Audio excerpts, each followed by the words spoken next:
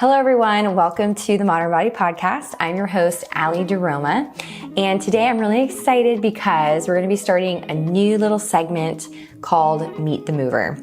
And I'm calling it this because I'm going to be periodically inviting members of Modern Body, and in our little community, we call ourselves Modern Movers. So now you get why I'm calling it Meet the Mover, and just to give you some context behind the segment.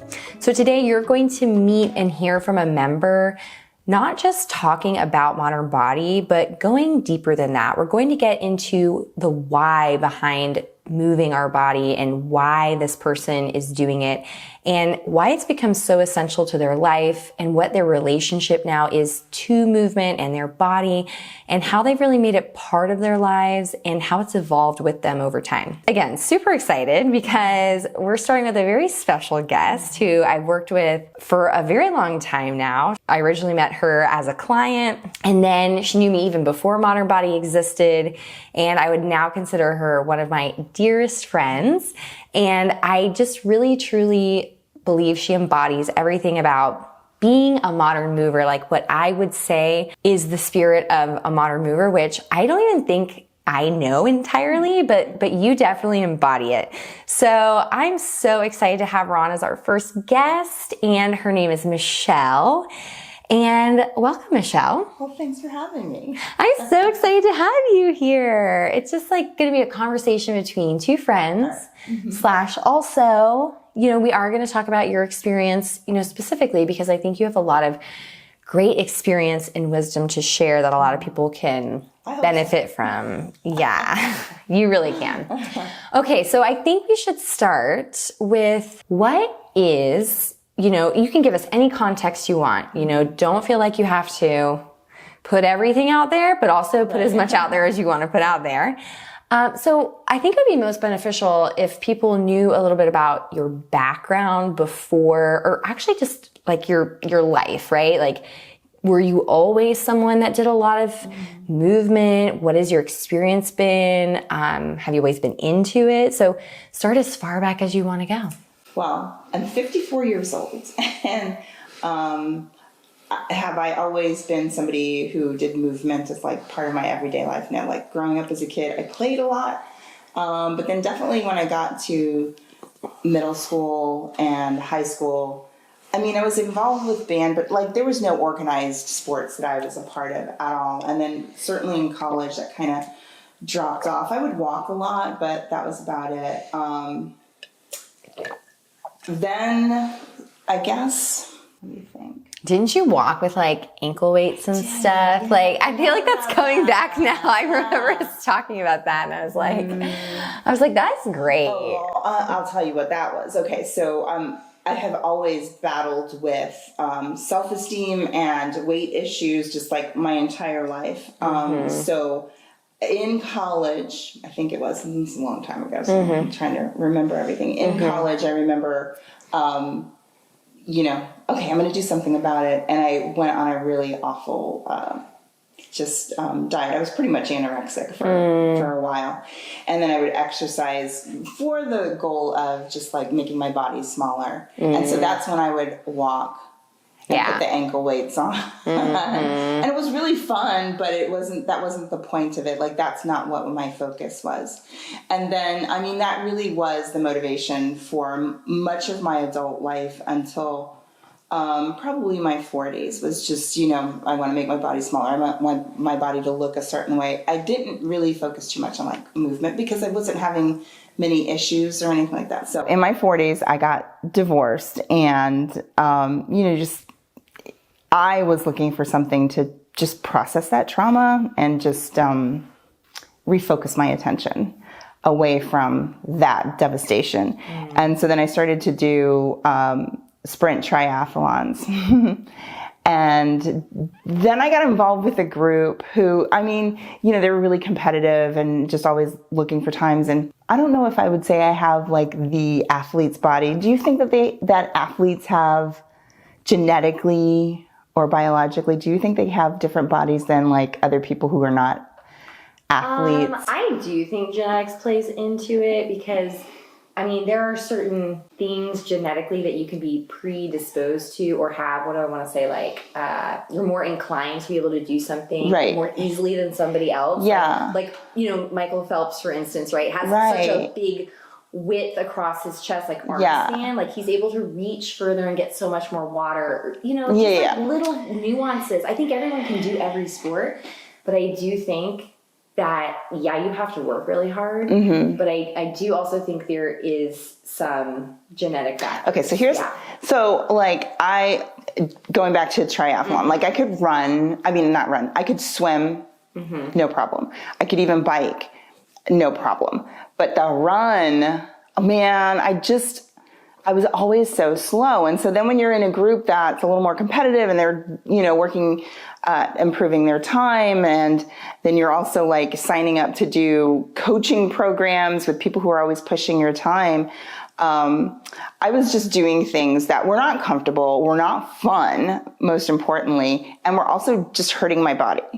And that's how I came to you. So I stopped doing those sprint triathlons. I had like some insane dream that I was going to do like a full Ironman at one point, and I was like, it's just not even fun.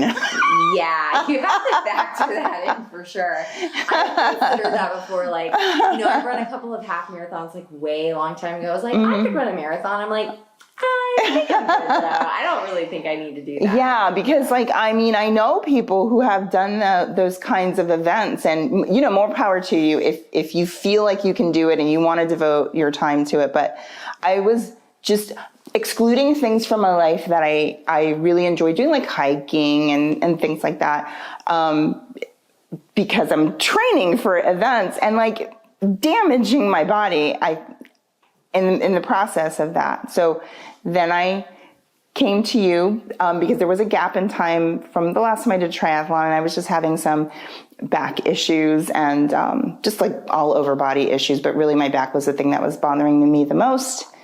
And then I was just looking for solutions that were not medicine, because I had gone to doctors who had given me medication for pains that I was having, you know, not really giving me long-term solutions that were going to help me improve my movement, because that's really what I wanted. I mean, the pain to stop, but also to be able to continue to move my body, you know, so. All right. Yeah. I mean, I remember that very clearly as well. But I want to go back for a second, because I think you made a really great point where you were talking about, like, you know, when you were in your walking phase in college and really like your 20s and 30s up until your mid 40s, like moving your body, any physical activity was very much to make your body smaller. And I want to just like go back to that, because I had a very similar experience. And I think a lot of people do. Yeah. I think it's something really valid to like bring up. And again, I'm not someone that thinks like, oh, you shouldn't have any aesthetic goals. That's fine. If you want to have that, great. More power to you. But, you know, at what point is that your only, you know, driver of your motivation, and how far is it going to take you? Because I know for me, it took me down also a very slippery slope of like eating disorder things, body image things, like, and that is just no way to live. And it took me until, I mean, I was like still in my 20s when I started to like shift that, because I was like, okay, this isn't working, you know? And I was also someone that was always like, I still need to be able to move my body, because I had been a dancer for so long. So like, for me to like not do anything felt very strange. So I was like, I have to re-examine my relationship to movement, right? So like, so would you say like your divorce really did that to you? Or like, what was that phase for you, having kids? Like, when did you shift out of being so focused on like making my body smaller? Oh my gosh. I mean, the goal of my workouts. Well, I would say that it never really went away until recently, probably in the last 5 years is where I just let it go completely, because it was always at play. And I think probably, if I'm being honest, the whole triathlon thing to me was like, this is a good way for me to lose a ton of weight.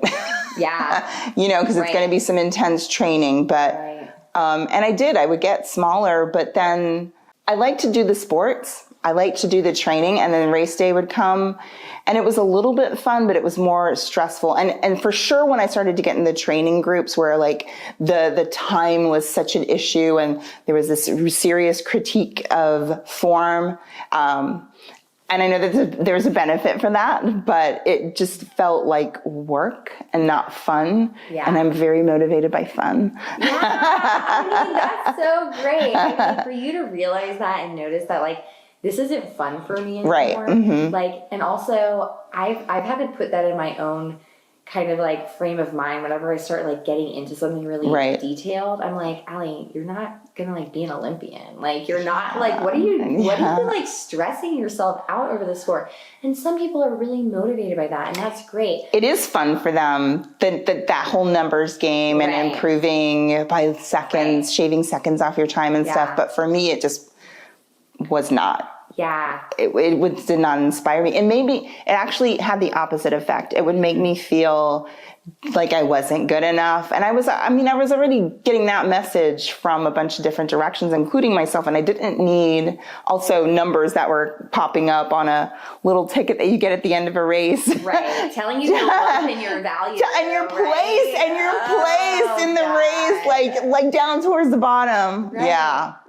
No, and I think for me, I think I was able to come to it so like early in my life because I came from a very intense dance training background and intense swimming, like I did competitive sports. And so like when I got into my 20s and I was just like, you know what, like what is the point? Like, what is the point? Like, I'm doing this because I need to enjoy it, right? Like, it can be a challenge. I can still be training. I can still, like, want to feel good and strong and fit. You know, there's absolutely nothing wrong with that. But it's, like, the deeper why am I doing this? Right. And also, like, there needs to be an element of fun for me, too. If it's not enjoyable, like, why am I spending my precious time doing that?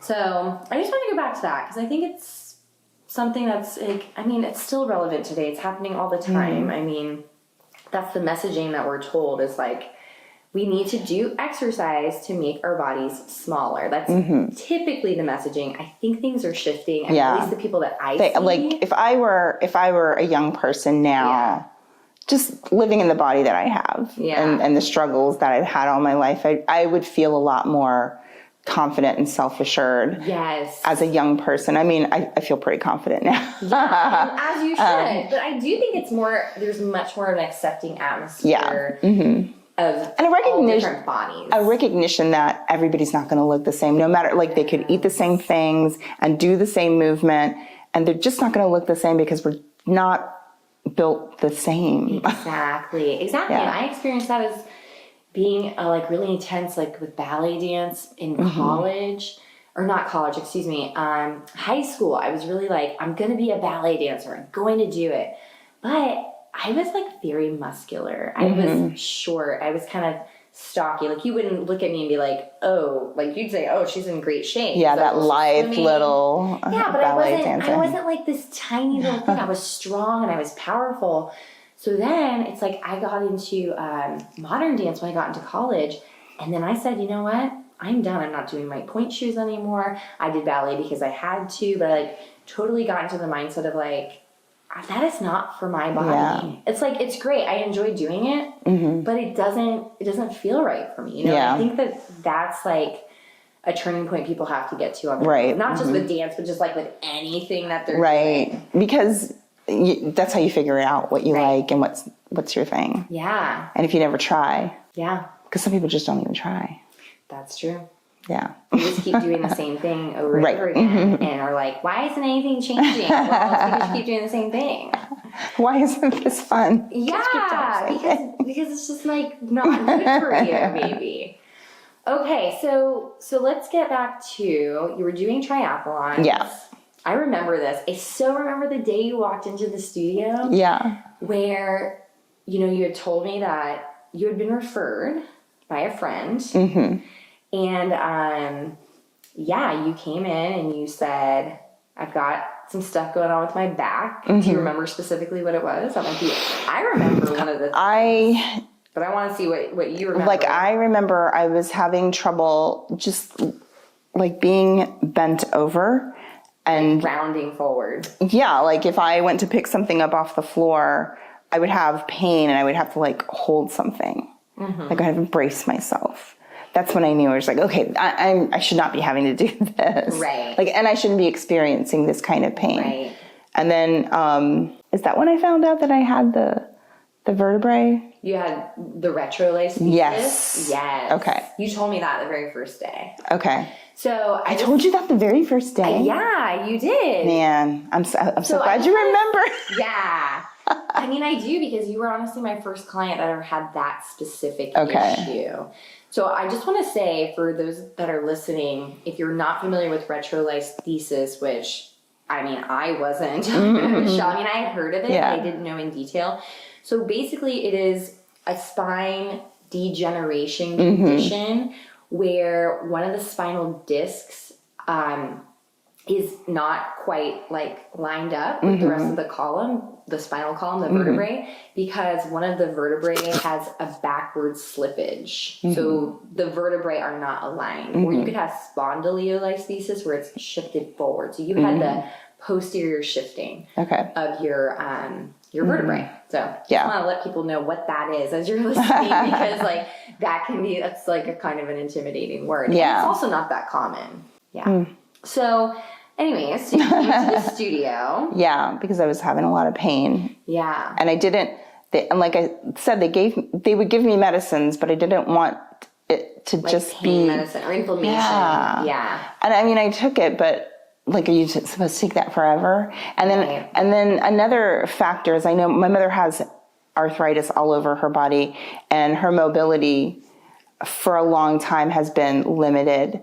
And I, that's the genetic soup that I come from. Right. And I really wanted to head that off too, as much as possible. So did you go to, obviously went to a doctor to get diagnosed. Yes. Did you go to physical therapy? They gave me physical therapy, but then it ends and insurance doesn't pay for it. And they give you like it was help, like maybe it helped a little bit? It helped a little bit, but I felt like I just needed to have more regular assistance moving and somebody going, okay, this is going to help this part of your body. Like physical therapy long term, and also just more, I guess, different physical therapists have different quality. But like where I was, I didn't feel like there was a lot of personalization for my care. Right. That's actually a great way to put it, because a lot of physical therapy that take insurance is like you go, you get assessed, you're told to do all these exercises, and you're not being supervised. Right. So you don't even really know if you're doing them correctly. Unless you go somewhere that's more private and they don't take insurance, then you're getting a lot more one-on-one attention. Right. Yeah. But, so, and also, this is by no fault of physical therapy, but they are only, prescribed, or paid by insurance to make sure they're just focusing on that one area and gaining strength, mobility, alignment. Right. About like, I'm not sure what the percentage is, but it's not 100%. It's like maybe 80% if they think you're 80% better. Right. And they'll send you, insurance won't cover it anymore. Right. Yes. If they assess that you have like progressed to a certain point, then it's like, Right. And then it's like, hey, go do these exercises on your own, which is all well and good, but most people don't do them on their own. Or you're not doing them right and you don't know that you're not doing them right. And exactly. That is just so common. Yeah. Because I've had numerous clients that have said that to me. It's like, I said, I would have them come in and be like, show me your physical therapy, sheets with your exercises. And I'm like, all right, let's go through some of these because I want to see how you're doing them. And, I'd start like, making little adjustments and giving them cues and be like, wow, that's like so different than what I was doing. But that's again, because they were not getting one-on-one attention. So you come to the studio. I come to the studio. We meet. Yes. And you do your first like 3 introductory sessions. And do you remember, it was a long time ago. We've known each other for like at least 7 years. Yeah. I remember just learning how to go into imprint. Yeah. And neutral, like just feeling that difference took me probably all 3 sessions. But you're not alone, right? And now it's just it's such a foundational thing that's in my brain. And so I'm so aware of like my spinal position, although now I'm slouching in this chair. Oh, well, look at me. I was sitting rounded. Like, I feel like this all the time. But this is what I always say, Michelle. It doesn't matter how you're sitting. It's how you know how to pull yourself right. out of it. Exactly. It's what are you doing to counteract what you're doing. And right? so I can feel like if I'm aware of the position of my back. Aware too. Yeah. So I mean, we started with like the basics, right? Mm-hmm. Like breathing. Mm-hmm. Okay, where is your body placement? Where's your spine? Because when you're doing anything with spine conditions of any sort, because I didn't know you that well, because it was brand new, I wasn't having you do a lot of big aggressive movements. It was like, let's make sure you understand where your body is positioned. Right. Mm-hmm. You have to get to know your own body again, basically, right? When you're dealing really with anything, like we all need to learn our own bodies. Or it wasn't even again. Right. You have shown me like so many things. That's true.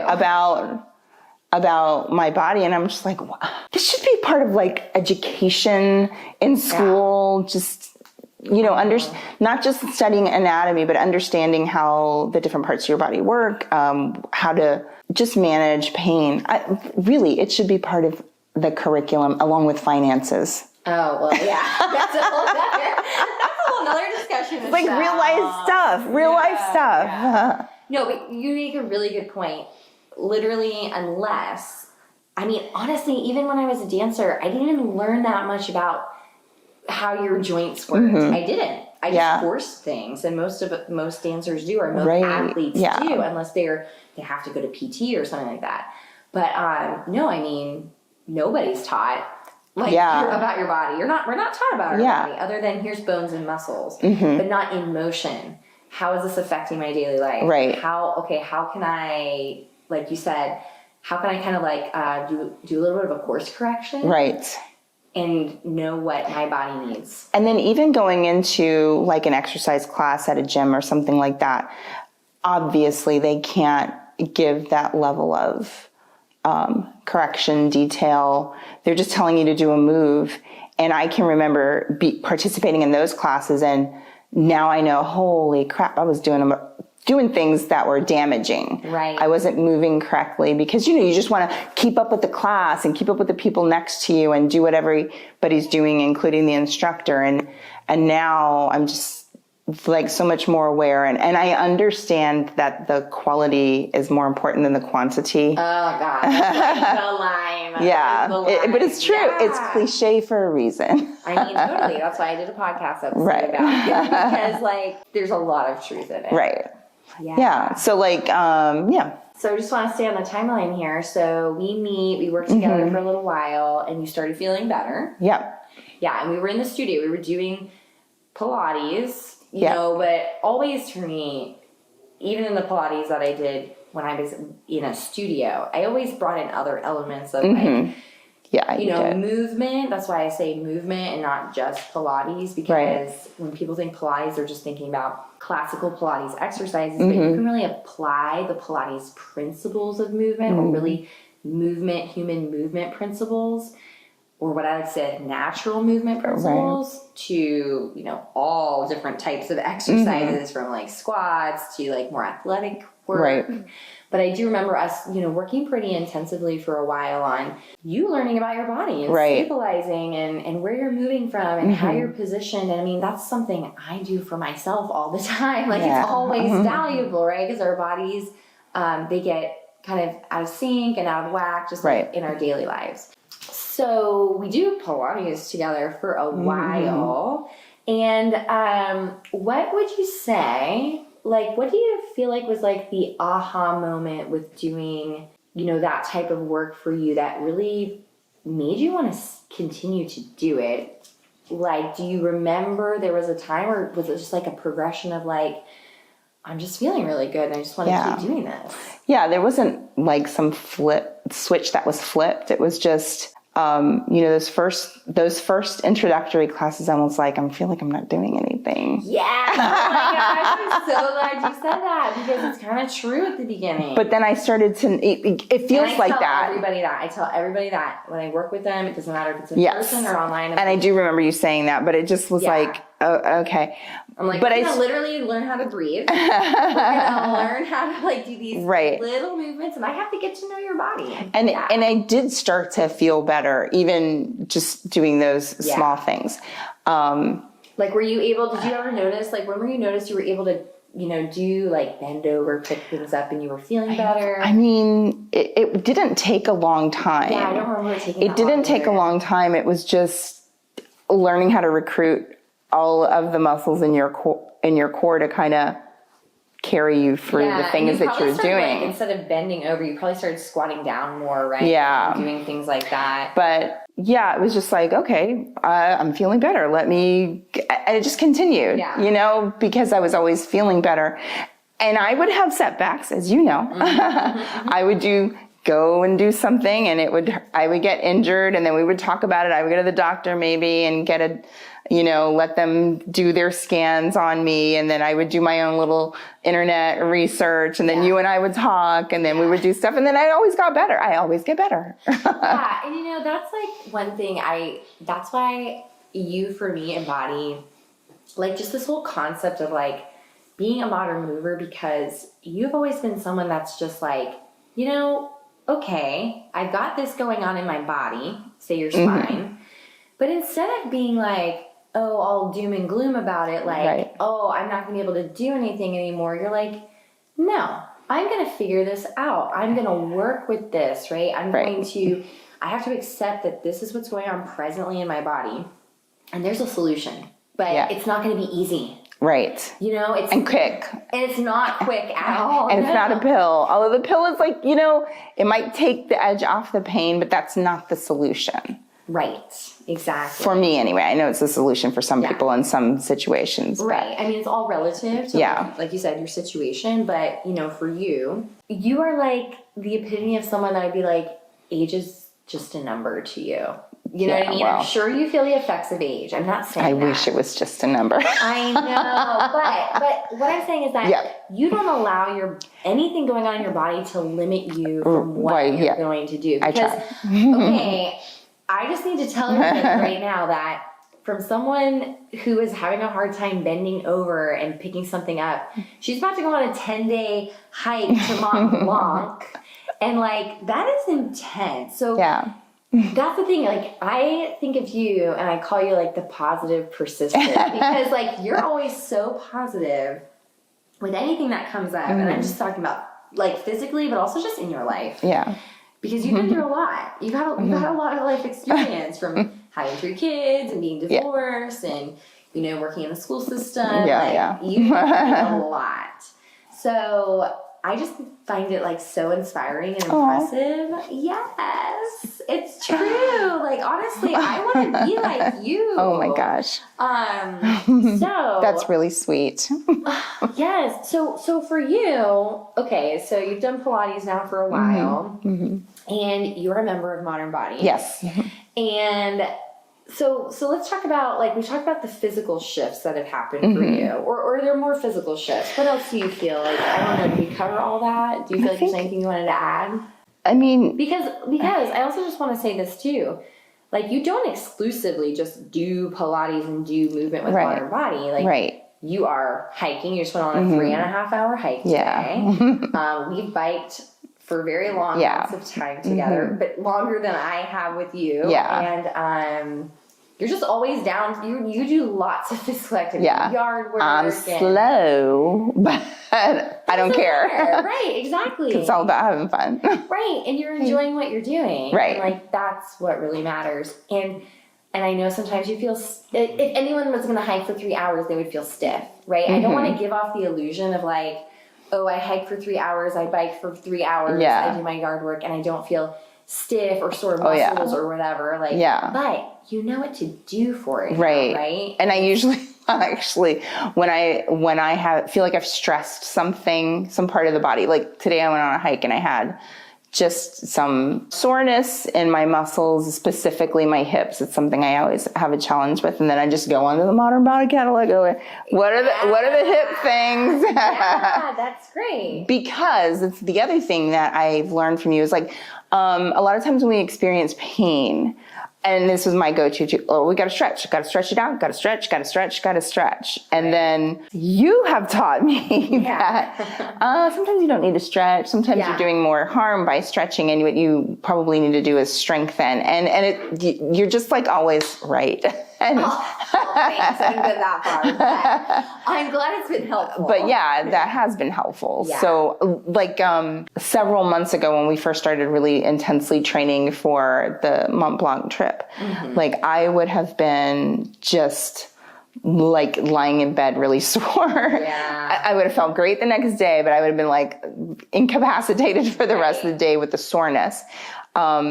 But then I, like, the next day or even that night, I would pull up a Modern Body video to just kind of push through some of that. And then I would always feel better doing that. And then the next time I went and hiked, it wasn't as bad. Right. Yeah. I think that's such a good point to make. It's like, you know, again, you know your body a lot more than you did 7 years ago. Oh, yeah. Mm-hmm. You know now when something arises, an ache, a pain, a soreness, a stiffness, what to do for it. And sometimes it is completely, I need to rest. Yes. Right? Sometimes it's like, I need to take a hot shower. And like, I know sometimes you've like done your own little adjustments in the shower and fixed it, which I think is great. Or sometimes it's like, you know what, I need to go do this class. I probably need to strengthen around my hips. Like you had some hip stuff for a while going on, which you worked with a PT as well. Right. You know, so that was super helpful. Right. Because I'm always the first person to be like, you should go get that checked out. Yes. You should probably go like get the information and then come back, right? Because you just don't want to like play the guessing game all the time. Right. Yeah. So it's just better to know.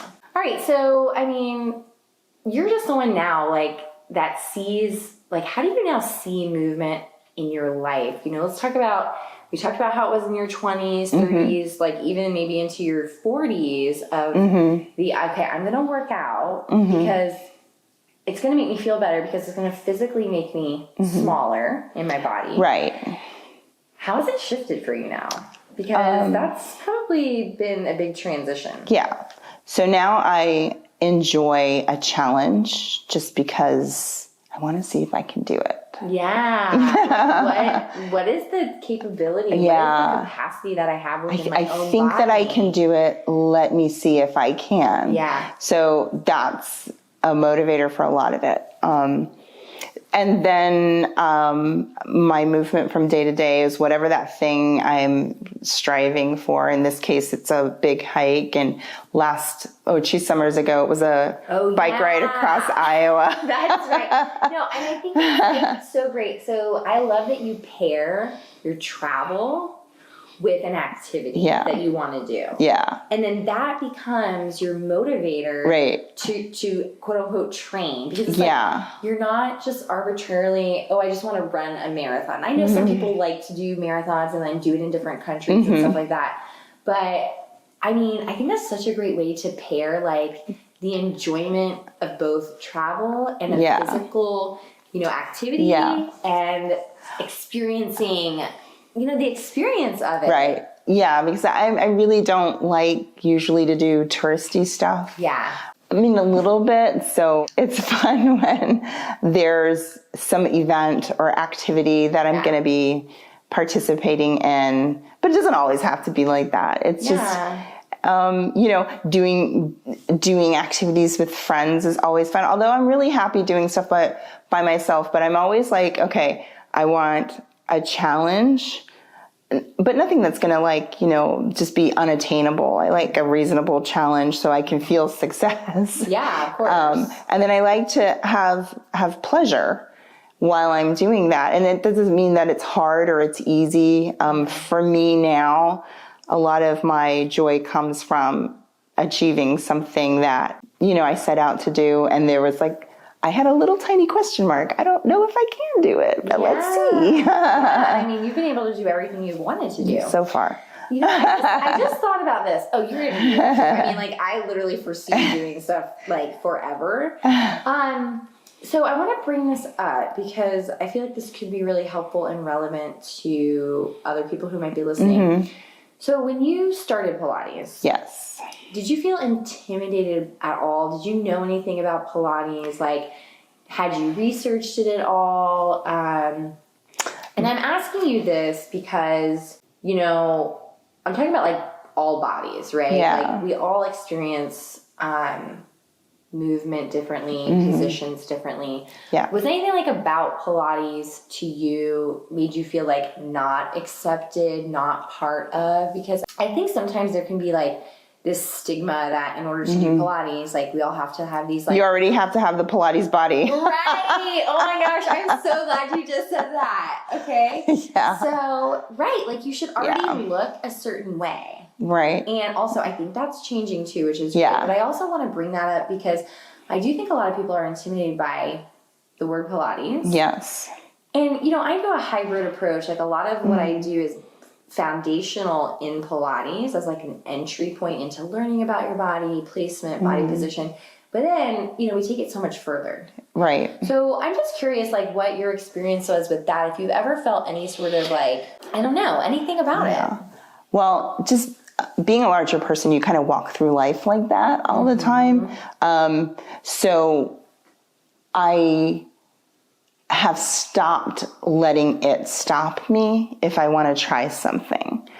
And like I said, representation is so important. And so, like I've seen other people who have bodies that are not like your typical Pilates body doing Pilates. I know of people who were, you know, doing Pilates. And so, I mean, I would lie to say that it never crossed my mind. I just don't let it prevent me from trying to do something that I want to do.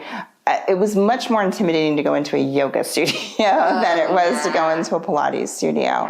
Just because, I don't know why. It might have just been my own thinking about it. But, well, I also think it was helpful because when you started coming to Pilates, you would come in the evening and it was not like very busy too.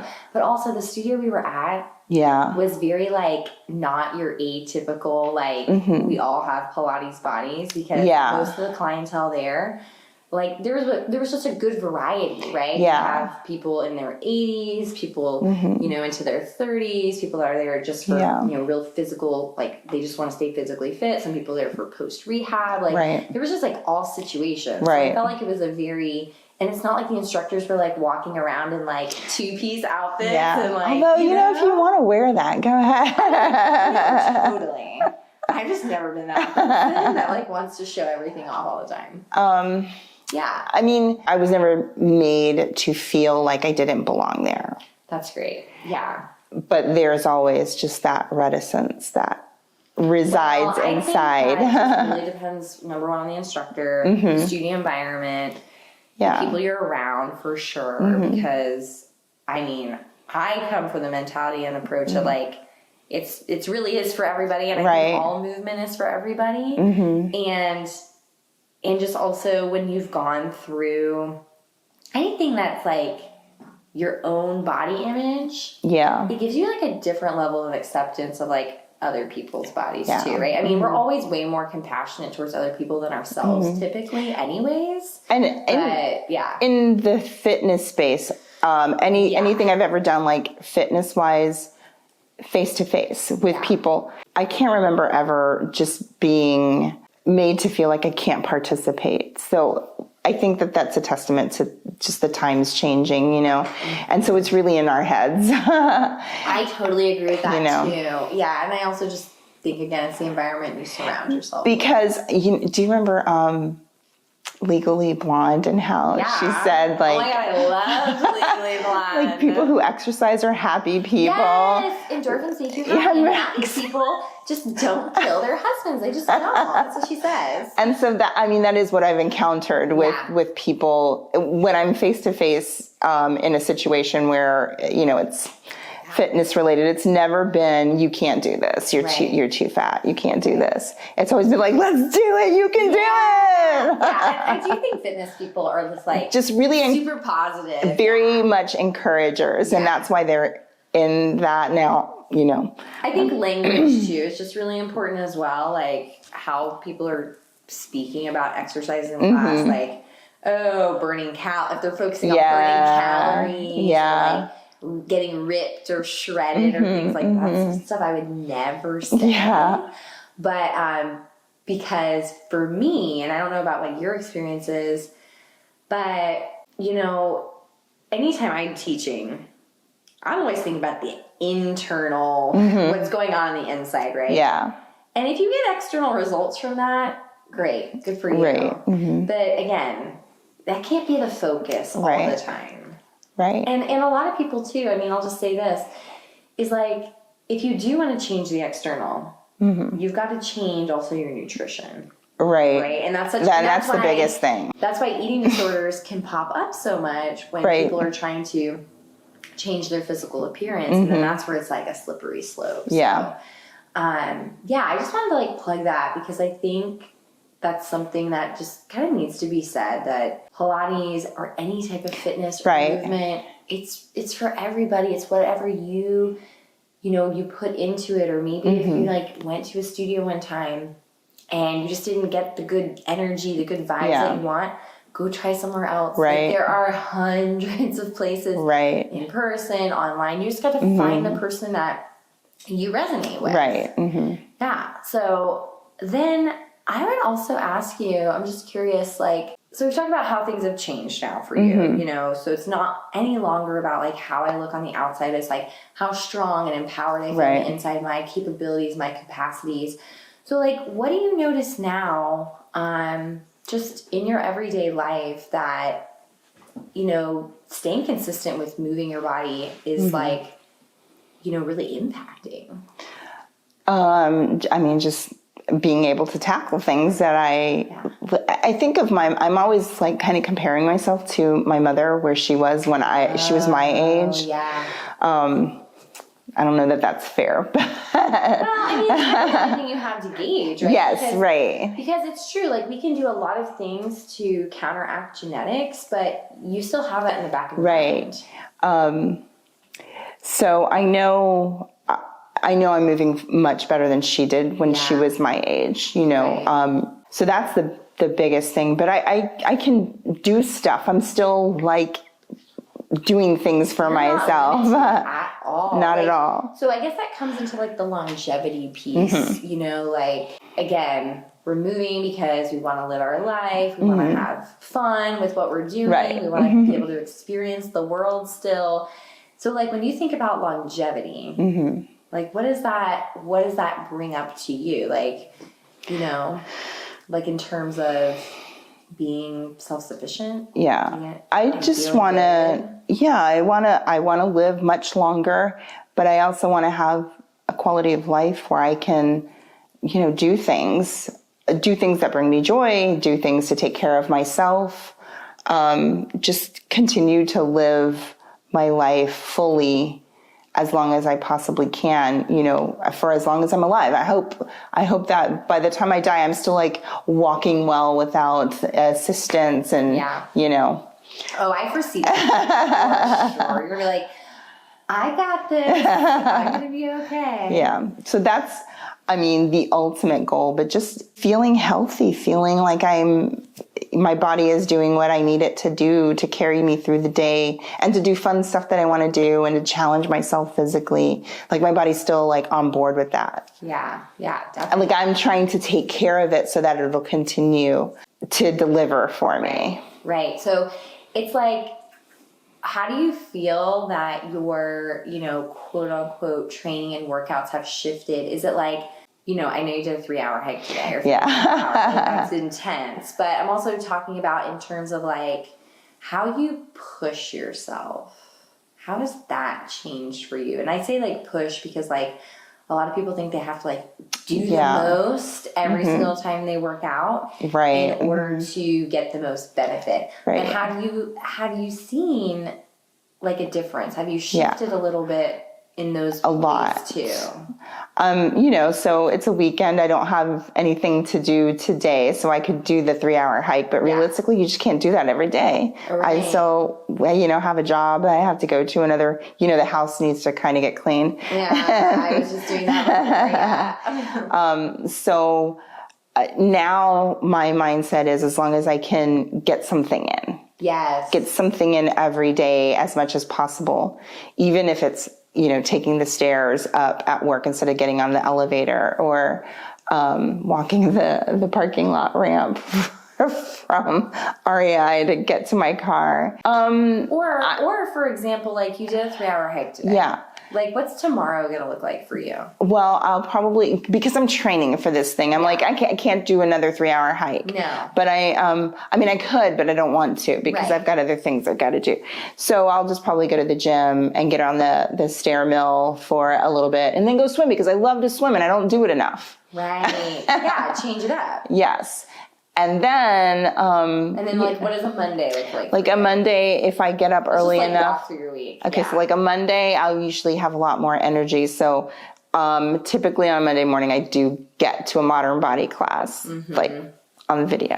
And then in the afternoon, I'll probably come home. And now that it's later, I can do some stuff in the yard. Yeah.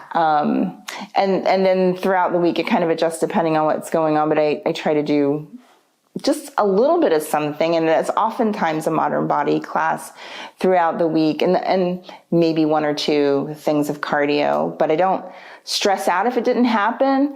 And I really love how you have like shorter classes, because sometimes I woke up late and I just need to get something really short in because that's all the window of time that I have. Yeah. And you've got like a little 10 or 5 minute class, and I can put that in and it's done some good, and I can feel, okay, I did my movement for today. Right. That's so great. I'm so glad you said that, because I think a lot of people think, 10 minutes isn't going to do anything. Yeah, but it does.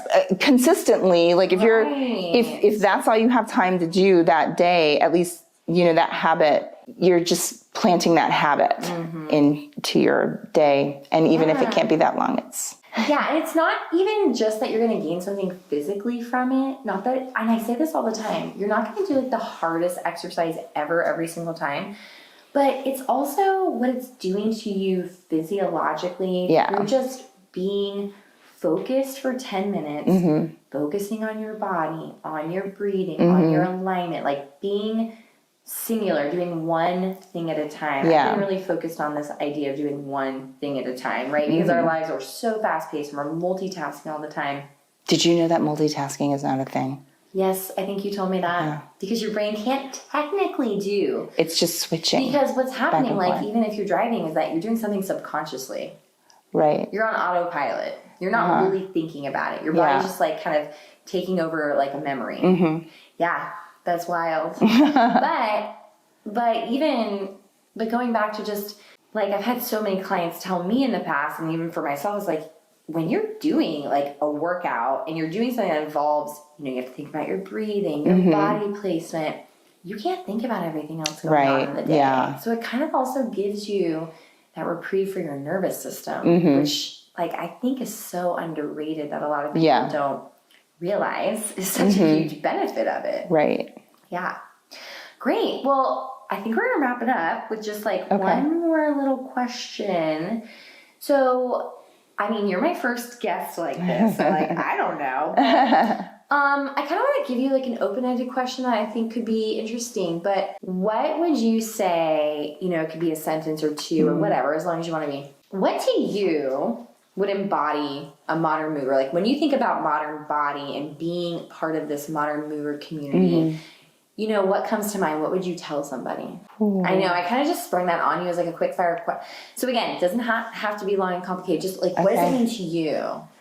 I should have probably told you. Like just somebody who is your subscriber, or just like in general a modern mover? Well, yeah, like what do you think that we do within modern body? Like it could be philosophy, it could be an approach. Like, and it doesn't have to be about me specifically. I'm just talking about like the mentality. So if someone were just to ask you, modern body, like what's that about? Like, is it a feeling it evokes? Is it, something you would want to tell them that's just kind of like shifted? Like, why do you keep doing it? Right? They'd be like, oh wow, you've been doing it for a while. Why do you keep doing it? It's just a movement that gets you through life. I mean, I think that's a good way to say it. Yeah. That's what it is for me, because if I hadn't worked with you, if I wasn't doing the classes on modern body and just, making it a priority to do what my body needs me to do for it, I would not be able to do the things that I want to do. I wouldn't be able to move the way that I want to move, doing activities, but also just doing things everyday life, getting out of the car. I can remember when that was hard. Yeah. Because my back was hurting. Yeah. There's so many things throughout the day that were difficult at one time or another for one ailment that I had or another. And always, if I focused on purposefully moving my body in a way that was going to heal that part of it or just make it better, then it's always worked for me. Yeah. So. Yeah, I know. I think that's great. Yeah. So, that's perfect. That's all you have to say. It's your experience. Yeah.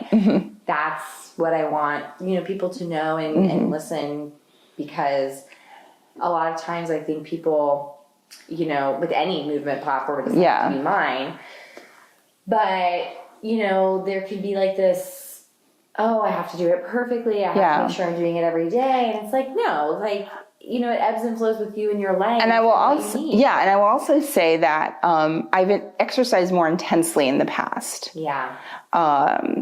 With the goal of always making my body smaller. I've done more things that are more intense, and I do things paired with the modern body classes, and so I feel stronger now than I ever have. My whole body feels stronger and not in pain from the workout I did. Yeah. Which is crazy, but that's where I was. And I suspect a lot of people are like that. You're in pain because of the activity that you're doing. Right.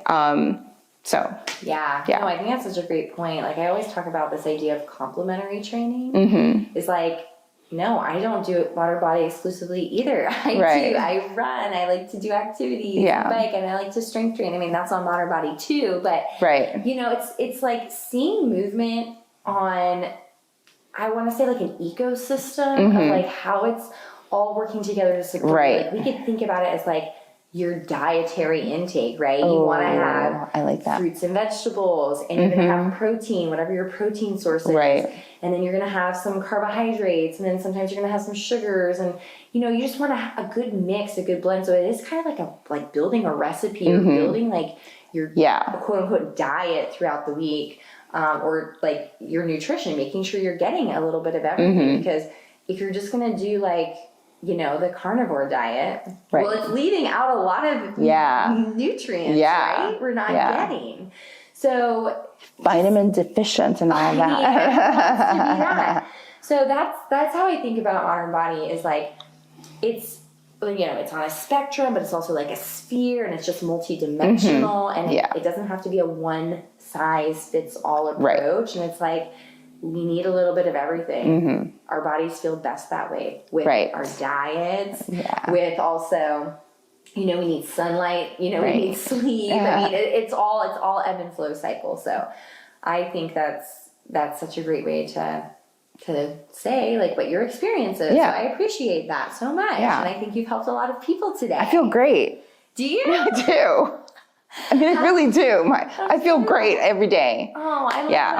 I love that for you. You're so great. I mean, just you're so positive and fun to work with, and it's just really been a privilege. Oh, I feel the same. Thank you. Well, Michelle, thanks again for coming and being our first guest. Thanks. This is big. Yeah. We're gonna have this podcast forever. Yeah. Which I love. I'm immortalized. Yeah, exactly. Oh my God. All right. Well, thank you so much for coming and joining us today and sharing your experience. And we will be doing more segments like this on the podcast, Meet the Mover. I also have some other fun ones coming up and in the works. So you will be hearing from more members. So we get a nice, diverse group going.